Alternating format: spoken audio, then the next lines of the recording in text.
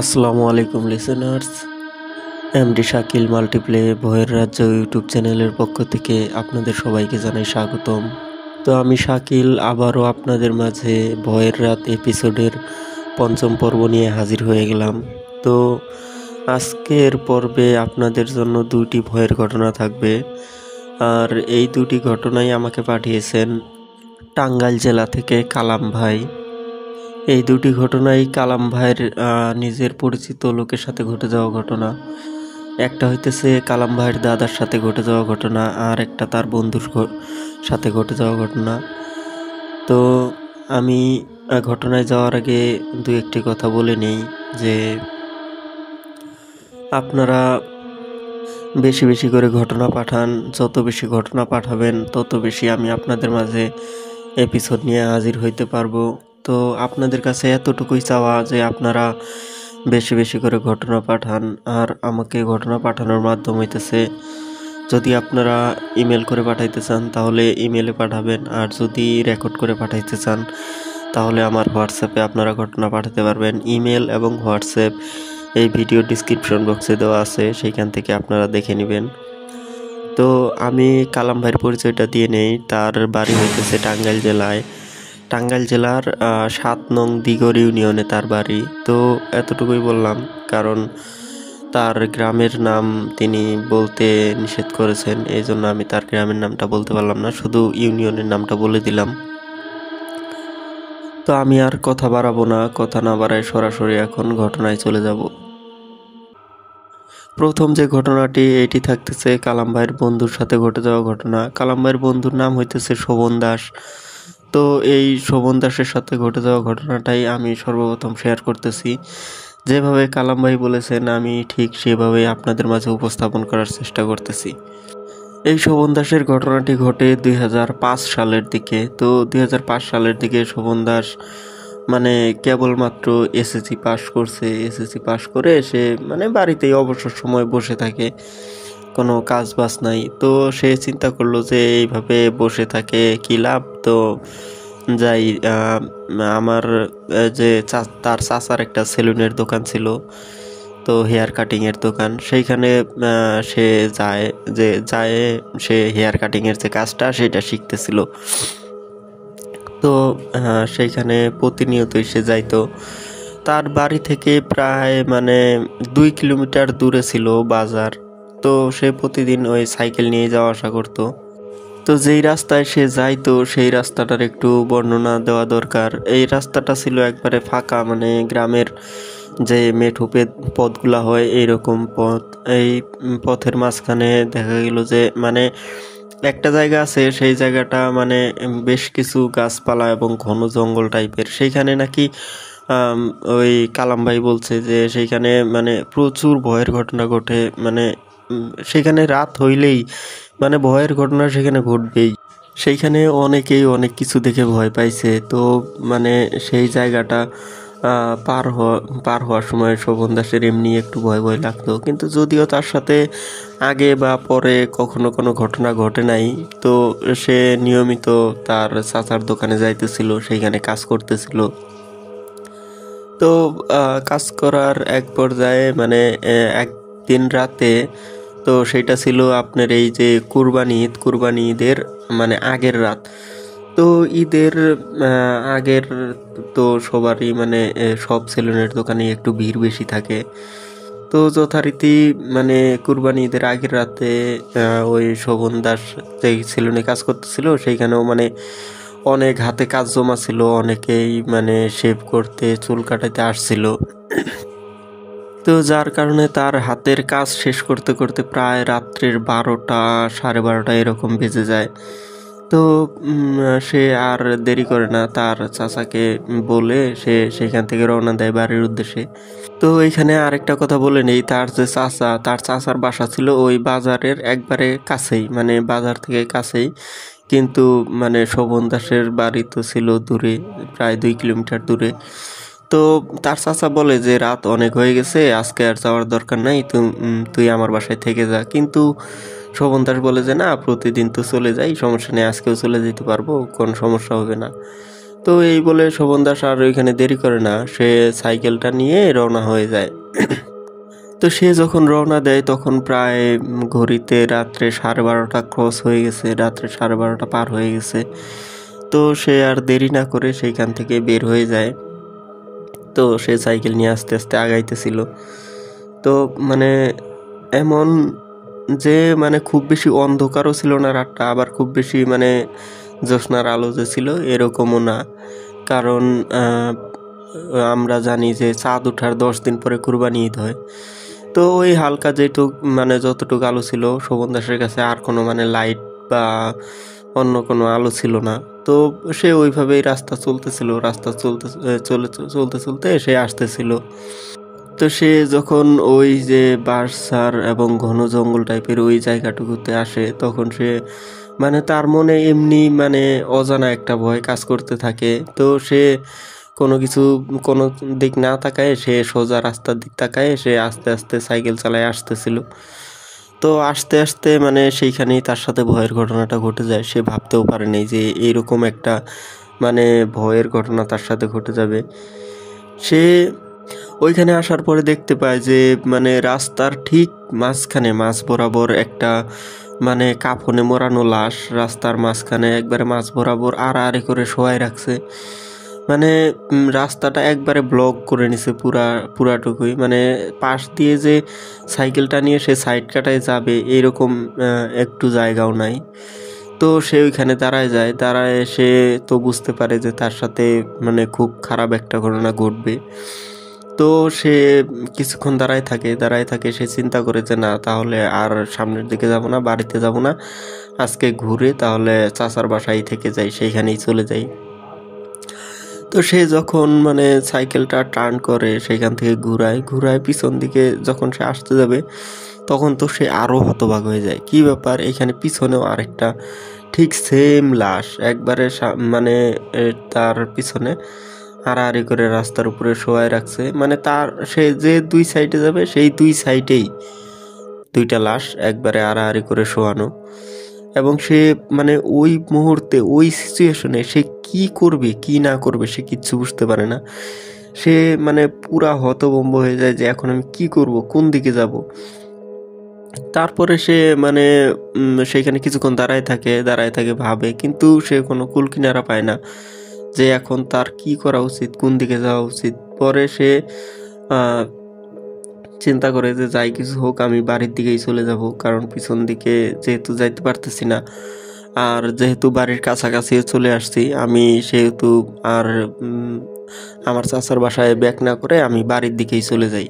তো যখন সে মানে সামনের দিকে একটু অগ্রসর হয় তার বাড়ির দিকে, তখন সে দেখতে পায় যে ওই লাশটা, সামনের যে লাশটা সেটা একটু নড়াচড়া করতেছে। তখন তো সে আরও ভয় পেয়ে যায়। ভয় পেয়ে সে মানে সে সেন্সলেস হয় নাই, সাইকেলটা ওইখানেই ফেলায় রেখে সে মানে সাইড দিয়ে যে মানে জঙ্গল টাইপের ছিল সেইটার ভিতর দিয়ে সে মানে এক দৌড়ে সে ওই লাশটা ওভারটেক করে সে সাইকেলটা ওইখানে ফেলায় রাখে, চলে যায় সে বাড়িতে এক দৌড়ে। কারণ সে বাড়ির খুব কাছাকাছি ছিল। সে এক দৌড়ে বাড়িতে চলে যায় যেই তো সে তাদের যে মানে ঘরের যে তাদের বাড়ির যে আঙিনা, সেই আঙিনায় সে মানে যায় হুমড়ি খেয়ে পড়ে। তো পড়ার আওয়াজ শুনে তার বাবা মা ঘর থেকে বের হয়ে আসে। যখন বের হয়ে আসে তখন দেখে যে শোভন দাস ওইখানে পড়ে আছে। তো তারা সবাই শোভন দাসকে উঠায় মানে জিজ্ঞাসা করে যে কি ব্যাপার, কি হয়েছে, তুই এত আতঙ্কিত কেন, তোকে এরকম দেখা যাইতেছে কেন। তো সে পুরো ঘটনাটা তার বাবা এবং মাকে খুলে বলে। সে রাস্তায় আসতে আসতে কি হয়েছে তার সাথে, কোন জায়গায় কি হয়েছে, সে পুরো ঘটনা ডিটেলস তার বাবা মাকে খুলে বলে। পরে তার বাবা আর তার আরেক চাচা বলে যে চল দেখি যাই ওইখানে, যেহেতু সাইকেলটা ফেলায় রেখে চলে আসছিস সেহেতু তো ওইখানে যাওয়া দরকার, গিয়ে সাইকেলটা নিয়ে আসা দরকার। তো তার বাবা আর তার চাচা এবং শোভন দাস মিলে আরও 2-1 মিলে সেই জায়গায় যায়, কিন্তু সেই জায়গায় যায় তারা কিছুই দেখতে পায় না এবং সাইকেলটা ওইখানে খুঁজে পায় না। তারা তো খুবই অবাক হয়ে যায় যে কী ব্যাপার, সাইকেলটা এই সময়ের মধ্যে কে নিয়ে গেল। তারা আবার চিন্তা করে হয়তো বা কেউ রাস্তা দিয়ে আসতেছিল, হয়তো এখানে সাইকেলটা পড়ে থাকতে দেখছে এবং নিয়ে চলে গেছে। তো তারা আর বেশি ওইখানে খোঁজাখুঁজি করছে, কিন্তু যখন পায়নি তখন তারা মানে ব্যর্থ হয়ে বাড়িতে চলে আসছে। তো বাড়িতে আসার পরে এই শোভন দাস মানে তার ভিতরে কিছু পরিবর্তন আসে, মানে সে তার বাবা মা মানে যেভাবে বলছে এরপর একটুকু যে এই শোভন দাস মানে এই ঘটনা বলার পরে মানে পরের দিন তো সবার মানে একজনের কাছ থেকে আরেকজন, আরেকজনের কাছ থেকে আরেকজন, এইভাবে সবার মাঝে যখন ঘটনাটা প্রচার হয়ে যায় তখন এই শোভন দাস মানে একদম মানে নিশ্চুপ হয়ে যায়। সে কারোর সাথে ওইভাবে কথা বলে না, কারোর সাথে মিশে না, সে খাওয়া দাওয়া ঠিক মতো খায় না, মানে একবারে সে মানে মানে কি বলবো ইয়াতে হয়ে যায়, মানে সে একবারে চুপচাপ থাকতো, সব সময় ঘরের মধ্যে বন্দি থাকতো, মানে প্রয়োজন ছাড়া কারোর সাথে কথা বলতো না। কিন্তু এমনটাও না যে তার মাঝে পাগলামি ভাব চলে আসছে বা এরকম কিছুও কিন্তু না, কিন্তু সে কারোর সাথে কথা বলতো না, শুধু মানে সে একাকী থাকতো, চুপচাপ থাকতো, আর মাঝে মধ্যে সে মানে কার সাথে যেন কথা বলতো একাকী, কিন্তু কার সাথে কথা বলতো সেটা সে জানতো না। তো এইভাবে একদিন, 2 দিন, 3 দিন পার হইতেছিল। তো এর মাঝখানে ওই যে শোভন দাস তার বাবা মা তাকে বিভিন্ন ডাক্তার কবিরাজ দেখায়, কিন্তু কিছুতেই কিছু হইতেছিল না। যত কবিরাজি আসে তারা বলে যে কি ব্যাপার, আপনার ছেলে তো সুস্থ, এর তো মানে কোনো জিনে ধরার যে উপসর্গগুলা এগুলা কিছুই বুঝে যাইতেছে না।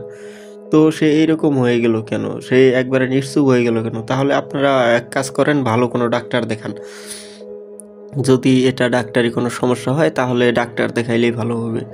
তো তারা সেই কথা অনুযায়ী ডাক্তারের কাছে নিয়ে যায়, কিন্তু ডাক্তার বিভিন্ন ধরনের টেস্ট দেয়, রিপোর্ট দেখে বলে যে কি ব্যাপার, আপনার ছেলে তো একবারে সুস্থ, ওর তো কোনো সমস্যা নেই। তো এইভাবে তারা কয়েকবার ডাক্তার দেখায়। এত ডাক্তার কবিরাজ দেখানোর পরও যখন কোনো ফল পাইতেছিল না, তখন তারা এক পর্যায়ে ভাবে যে তাকে হয়তো একাকী রাখলে সে বিভিন্ন ডিপ্রেশনে ভুগতে পারে। তো তার সাথে সব সময় একজন লোক থাকতো যে তাকে সঙ্গ দিত। তো এমন অবস্থায় চিন্তা করা হয় বাড়ি থেকে যে তাকে বিয়ে করিয়ে দেওয়া হবে। তো সেই কথা অনুযায়ী বিয়ের জন্য 2-1 দিন থেকে মানে মেয়েও দেখা শুরু হয়ে যায়। তো এইভাবে মানে দেখতে দেখতে প্রায় মাসখানেক হয়ে যায়। 1 মাস পরে মানে যে ঘটনাটা ঘটে এটা আরও একদম আশ্চর্যজনক, একদম সবাইকে অবাক করে দেওয়ার মতো একটা ঘটনা। এই 1 মাস পরে এক রাতে এই শোভন দাস মানে সে কোত্থেকে যেন মানে আবার এই একই অবস্থায় মানে বাড়ির উঠানে এক রাতে হুমড়ি খেয়ে এসে পড়ে। তখন তার হাতে সেই সাইকেলটা ছিল, সে সাইকেলটা নিয়ে বাড়িতে এসে হুমড়ি খেয়ে পড়ে একবারে। তার বাবা মা তখন দৌড়ায় ঘর থেকে বের হয়ে আসে যে কি ব্যাপার, কি হইলো। এসে দেখে যে শোভন দাস মানে উঠানে পড়ে আছে, তা এক পাশে সাইকেলটা পড়ে আছে, আরেক পাশে শোভন দাস পড়ে আছে। তো তাকে তো সবাই আবার দৌড়াদৌড়ি করে ঘরে নিয়ে যায়, তার মাথায় পানি টানি ঢেলে তাকে জ্ঞান ফিরায়। ওই রাত্রে আর তার জ্ঞান ফিরে না, পরের দিন রাত্রে তার জ্ঞান ফিরে। তো না, পরের দিন সকালবেলা তার জ্ঞান ফিরে, সারা রাত আর জ্ঞান ফিরে নাই। তো পরের দিন সকালে যখন জ্ঞান ফিরছে তখন তাকে জিজ্ঞাসা করা হয় কি ব্যাপার, তুমি এইভাবে উঠানের মাঝে হুমড়ি খেয়ে রাত্রে এসে পড়ে গেলা, কি হয়েছে, কোনো কিছু দেখে ভয় পাইছো নাকি? তো সে যেই কথাটা বলে এই কথাটা শুনে তো তার বাবা মা এবং তার যে চাচারা সবাই একবারে পুরা অবাক হয়ে যায় যে কি বলে এই ছেলে। তো শোভন দাস বলতেছিল যে আমি তো কালকে রাত্রে সেলুনের দোকান থেকে, আমার চাচার দোকান থেকে কাজ করে আসতেছিলাম, তো আসার সময় রাস্তায় আমার সাথে এরকম একটা ভয়ের ঘটনা ঘটছে। আমি দেখি যে রাস্তার উপরে 2টা লাশ শোয়ানো, তো আমি কোন দিকে যাবো বুঝতে পারতেছিলাম না। পরে আমি একটা লাশের সাইড দিয়ে খুব কষ্টে মানে অনেক ভয়ে আমি পার হয়ে আসছি। তো এই কথা শুনে তো শোভন দাসের বাবা মা একবারে পুরাই হতবাক হয়ে যায়। বলিস কি, তুই তো 1 মাস থেকে বাড়ি থেকেই বের হস না, তুই তো কোনো জায়গায় যাসই না, আবার তুই বলতেছিস যে তুই এইমাত্র তোর চাচার দোকান থেকে কালকে রাত্রে তুই তোর চাচার সেলুনের দোকান থেকে কাজ করে আসলি, এইটা কিভাবে সম্ভব? তো এই কথা শুনে তো শোভন দাস আরো অবাক হয়ে যায়, বলে কি বলে তোমরা, আমি তো কালকে রাত্রে 12:30 পর্যন্ত কাজ করছি চাচার দোকানে, কারণ আজকে ঈদের দিন দেখে কালকে রাত্রে অনেক ভিড় ছিল দোকানে, এই জন্য আমার কাজ করতে দেরি হয়েছে, আসতে দেরি হয়েছে। তো আজকে তো ঈদের দিন, পরে তার বাবা মা বলতেছে যে ঈদ চলে গেছে আরো 1 মাস আগে, আর ঈদ পার হয়ে যাওয়ার আজকে 1 মাস গত হয়ে গেছে, আর তুই এখন বলতেছিস যে আজকে ঈদ। তো এই মানে এই ইয়াটার কোনো ব্যাখ্যাই পায় না শোভন দাস, যে তার জীবন থেকে একটা মাস চলে গেল, কিভাবে চলে গেল। আর তার বাবা মা এইটা ভেবে অবাক হয় যে এই একটা মাস তাহলে তাদের বাড়িতে কে ছিল। এটাই শোভন দাসের কাছে একটা বড় ইয়ার হয়ে যায়। কিন্তু শোভন দাস যখন দ্বিতীয়বার বাড়িতে ফেরত আসছিল, কিন্তু তার হাতে কিন্তু সাইকেলটা ছিল, কিন্তু প্রথমবার যখন 1 মাস আগে এই শোভন দাস বাড়িতে আসছিল তখন কিন্তু তার হাতে কোনো সাইকেল ছিল না, বা তার হাতে ওইরকম মানে কোনো কিছু ছিল না। কিন্তু সে ওই ঘটনাটা বলার পরে একবারে নিশ্চুপ হয়ে গেছিল। কিন্তু এখন এই ঘটনাটা বলার পরে এখন যে শোভন দাসের যে আচরণ, এটা একবারে স্বাভাবিক মনে হইতেছে। তার সাথে মানে একটা ভয়ের ঘটনা ঘটছে, কিন্তু সে স্বাভাবিক আছে, মানে সে যে ওইরকম বড় কিছু ভয় পাইছে এরকমটা কিছু না। এই ঘটনাটা এই শোভন দাসের জীবনে একটা মানে দাগ হয়ে থেকে যায়, যে এই ঘটনাটা কেন ঘটলো, কিভাবে ঘটলো, তার জীবন থেকে এই একটা মাস কোথায় হারিয়ে গেল, মানে সে বুঝতেই পারলো না।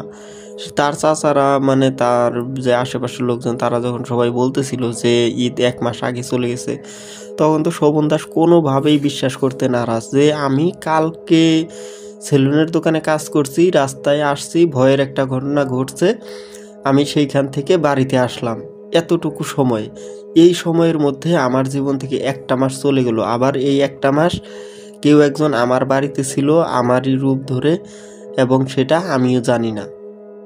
তাহলে এই একটা মাস আমার সাথে কি ঘটলো এবং কেন ঘটলো এই ঘটনাটা, এটা ভেবে তার বাবা মা সবাই তো অবাক হয়ে যায়। তারপর তারা মানে দু একটা হুজুরের সাথে যোগাযোগ করার চেষ্টা করছিল, কবিরাজের সাথে যোগাযোগ করার চেষ্টা করছিল।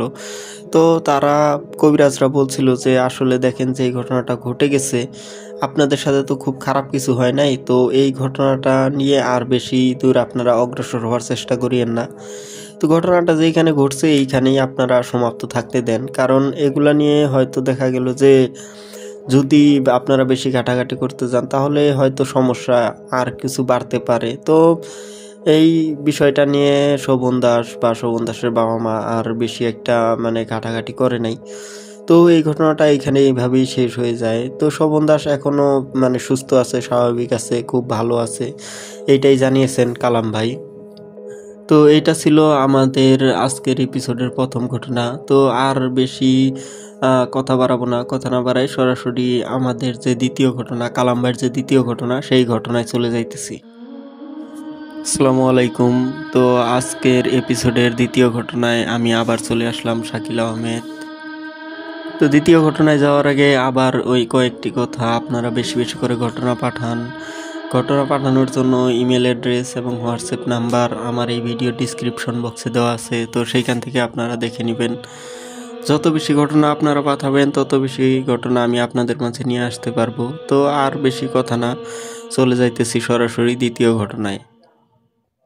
তো এই যে দ্বিতীয় ঘটনাটা, এই ঘটনাটা ঘটছে কালাম ভাইয়ের দাদার সাথে। তো কালাম ভাইয়ের দাদার সাথে যখন এই ঘটনাটা ঘটে তখন সালটা ছিল 1988 কি 99 এরকমই বলছে কালাম ভাই। তো 88-89 সালের দিকে যখন মানে এক শীতের সময়, এক শীতের রাতে তার দাদার সাথে এই ঘটনাটি ঘটে যায়। তো তার দাদা কোনো একটা কাজে, ব্যবসার কাজে, মানে সে তার ওই টাঙ্গাইল থেকে একটু দূরে মানে ঢাকার দিকে আসছিল।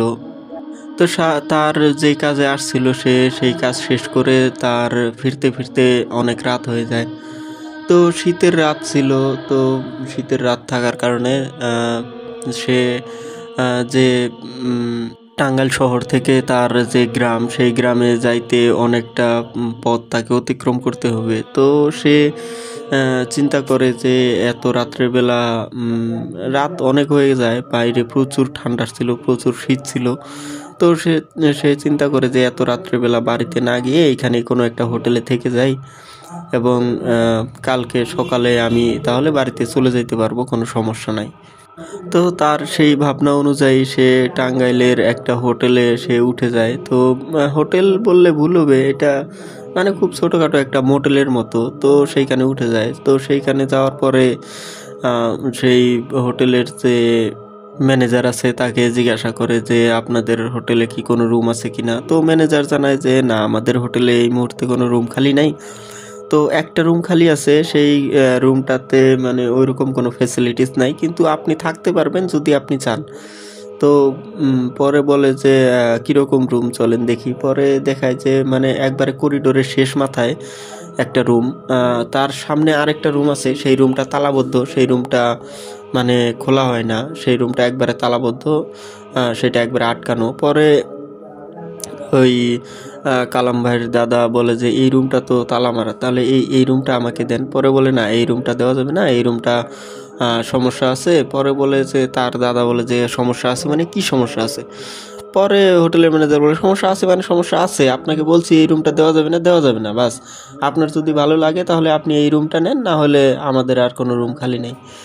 তো তার দাদা আর কোনো অপশন খুঁজে পায় না, সে ওই একবারে করিডোরের শেষ মাথায় যে রুমটা, সেই রুমটাতে ঢুকে যায়। তো সেই রুমটাতে মানে এমনিতে সব কিছু মানে থাকার জন্য উপযোগী ছিল, কিন্তু সেখানে সমস্যা ছিল যে ওই একবারে শেষ মাথায় ওই রুমটাতে প্রচুর মানে শীত লাগতো, ঠান্ডা লাগতো প্রচুর। ওইখানে যে প্রত্যেকটা জানলা দরজা সে একটু ফাঁকা ছিল, মানে শীতের পরিমাণটা সেখানে একটু বেশি ছিল অন্যান্য রুমের থেকে। তো এই কালামবাড়ি দাদা আর কোনো কিছু চিন্তা না করে বলে যে হ্যাঁ ঠিক আছে, আমি এই রুমটাতেই থাকবো, আজকে একটা রাতই তো একটা রাত কোনোভাবে খালি পার করে দেই, তারপরে সকালবেলা তো এখান থেকে চলেই যাব। তো এই কথা চিন্তা করে ওই কালাম ভাইয়ের দাদা সেই রুমটাতে উঠে যায়। তো এখানে ম্যানেজার আরেকটা কথা বলে যায় যে আপনি রাত্রের মানে বেশি রাত্রে হয়ে গেলে 11টা-12টা বেজে গেলে আপনি রুম থেকে বের হবেন না। পরে বলে যে কেন আমি রুম থেকে বের হবো না কেন? যদি কোনো সমস্যা হয় তাহলে কি আমি রুম থেকে বের হইতে পারবো না? পরে বলে যে রুম থেকে যদি কোনো সমস্যা হয় আপনার রুমের ভিতরে কলিং সিস্টেম আছে, আপনি কলিং সিস্টেমে চাপ দিবেন, সেই আমরা আপনার সাথে যোগাযোগ করব, কিন্তু আপনি রুম থেকে বের হইতে পারবেন না। পরে বলে যে কেন রুম থেকে বের হওয়া যাবে না কেন? পরে ম্যানেজার বলে যে এখানে একটা ঝামেলা আছে, রুম থেকে বের হওয়া যাবে না। পরে কালাম ভাইয়ের দাদা জিজ্ঞাসা করে যে ঝামেলা আছে মানে কি ঝামেলা আছে? পরে ম্যানেজার বলে যে ঝামেলা আছে মানে আছে, এখানে আপনার শীত বেশি, প্রচুর ঠান্ডা লাগতেছে। এই শীতের সময় রাত্রে 11টা-12টার দিকে আপনাকে কেন বের হইতে হবে? আপনি রুমের ভিতরে থাকবেন, আপনার যদি কোনো কিছু প্রয়োজন হয় আপনি কলিং সিস্টেমে চাপ দেবেন, আমরা আপনার সাথে আসে যোগাযোগ করব, আপনি যা প্রয়োজন আপনাকে আমরা দিব।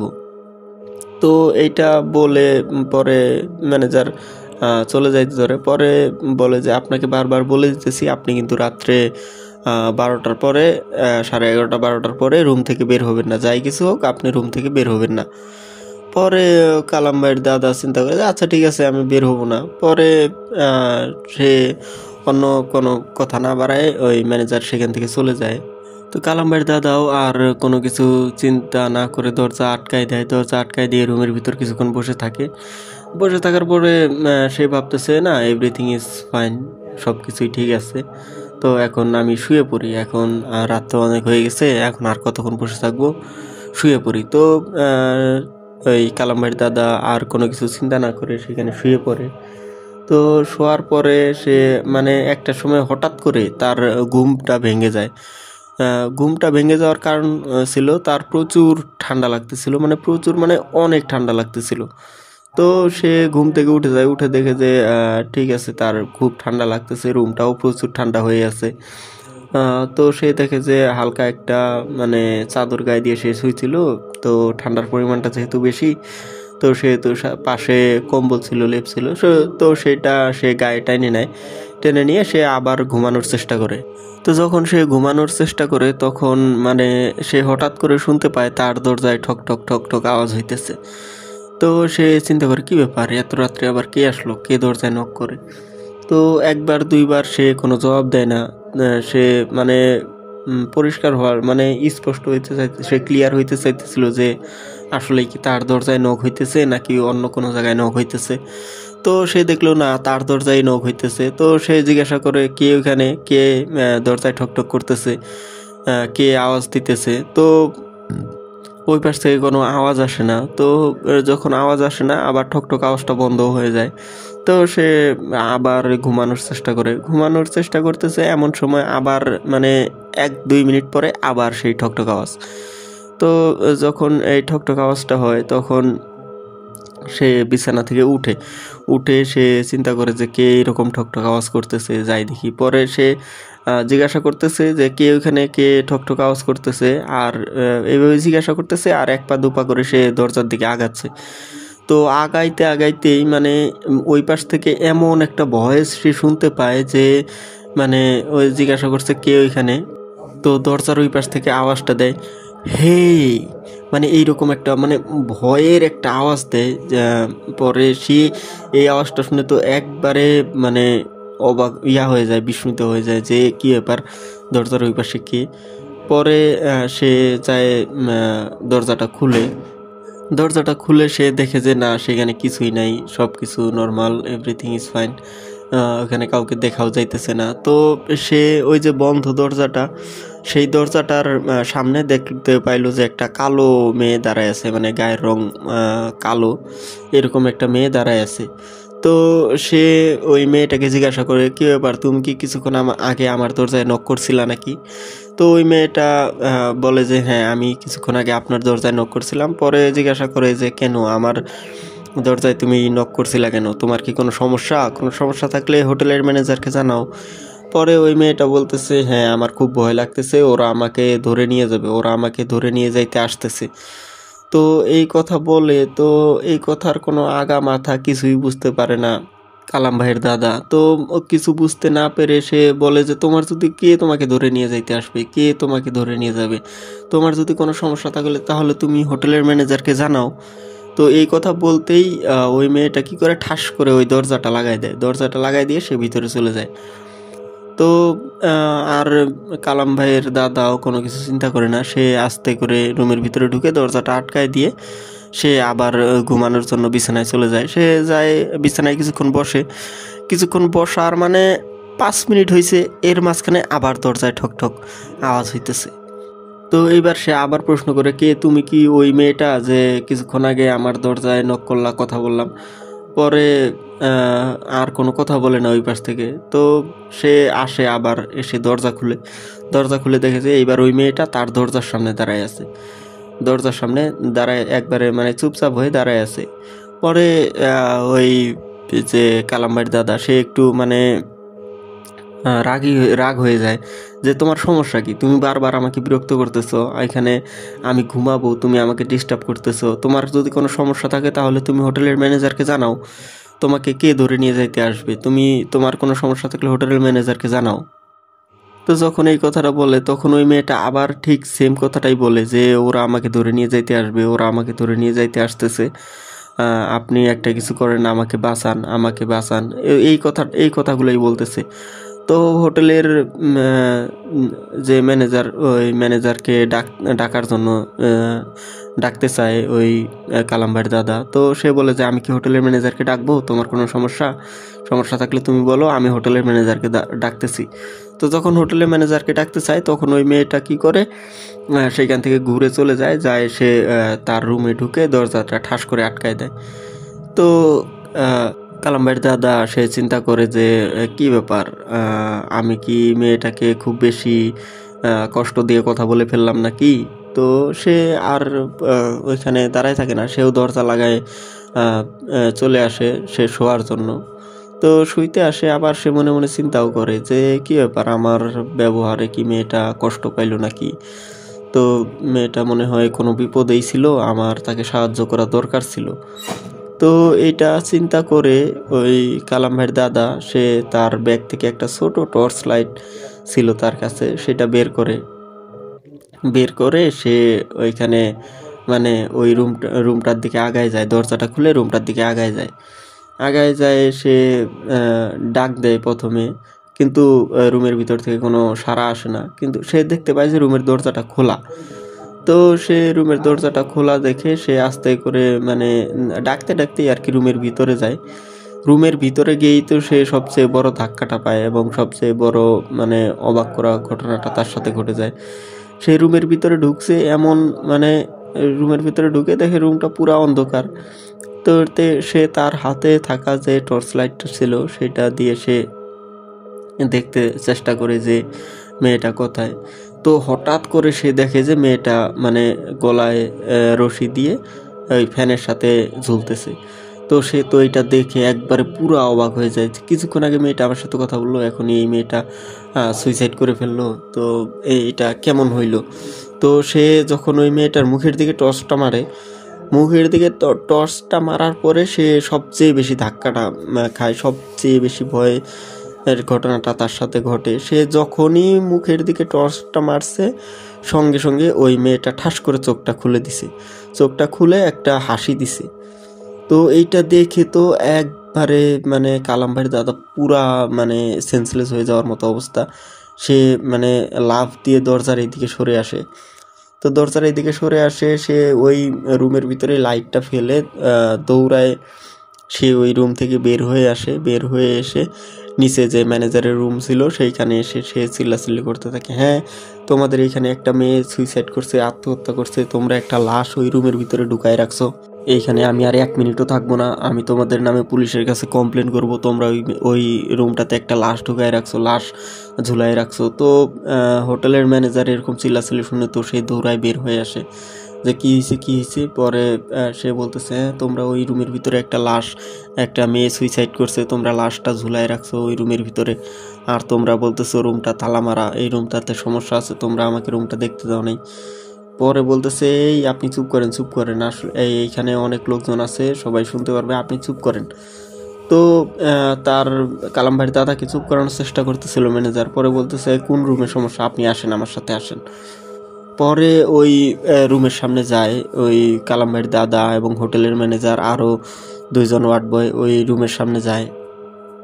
গিয়ে সে দেখতে পায় যে ওই রুমের সামনেই তার দাদার যে ওই কালাম ভাইয়ের দাদার হাতের যে লাইটটা ছিল সেই টর্চ লাইটটা ওই রুমের সামনে পড়ে আছে এবং ওই দরজাটা এখনও স্টিল মানে তালা মারা। পরে ওই ম্যানেজার ওয়ার্ড বয়কে বলে যে এই রুমের তালাটা খুলো।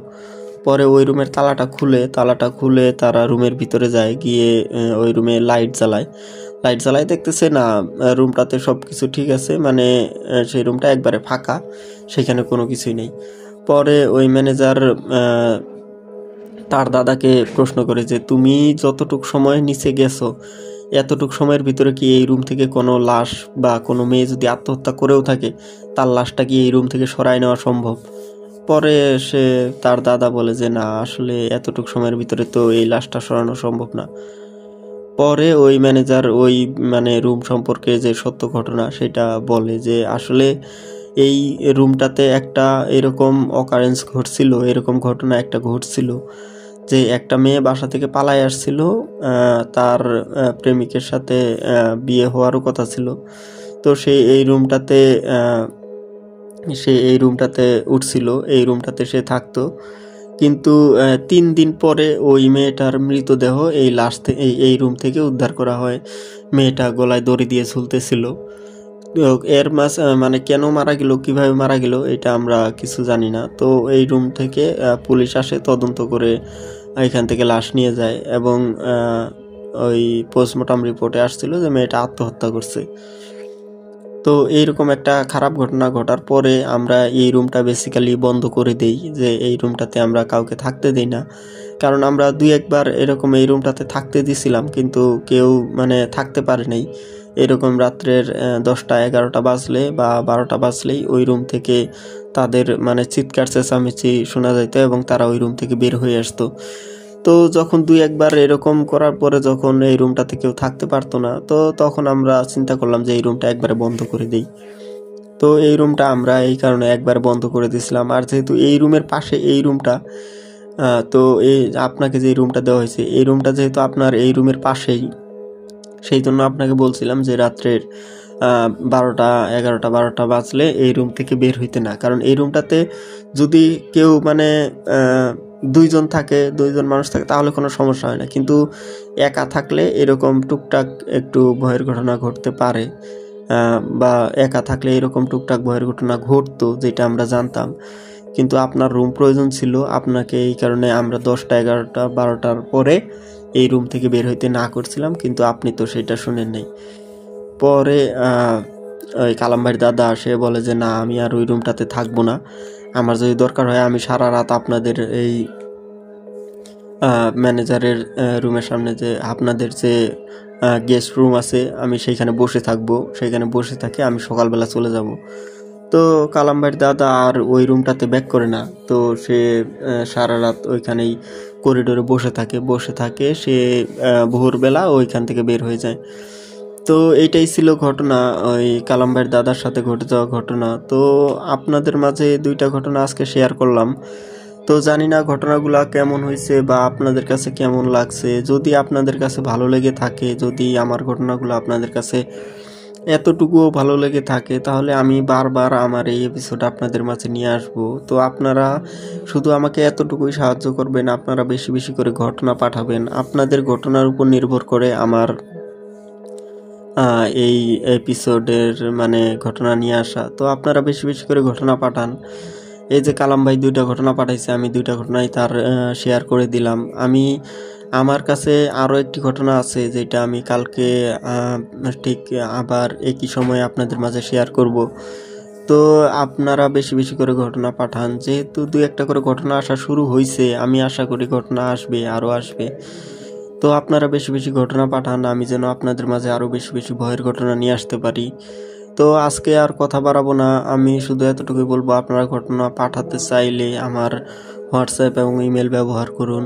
রেকর্ড করে পাঠাতে চাইলে আপনারা হোয়াটসঅ্যাপে পাঠান, এবং যদি লিখে পাঠাতে চান তাহলে ইমেলে পাঠান। আপনারা সবাই আমার জন্য দোয়া করবেন, আমার পরিবারের জন্য দোয়া করবেন। আপনাদের জন্য দোয়া রইল, আপনাদের পরিবারের প্রত্যেকের জন্য দোয়া রইল। ভালো থাকবেন, সুস্থ থাকবেন। এমডি শাকিল মাল্টিপ্লে ভয়ের রাজ্য ইউটিউব চ্যানেলের সাথে থাকবেন। সবার প্রতি ভালোবাসা রইল। আসসালামু আলাইকুম।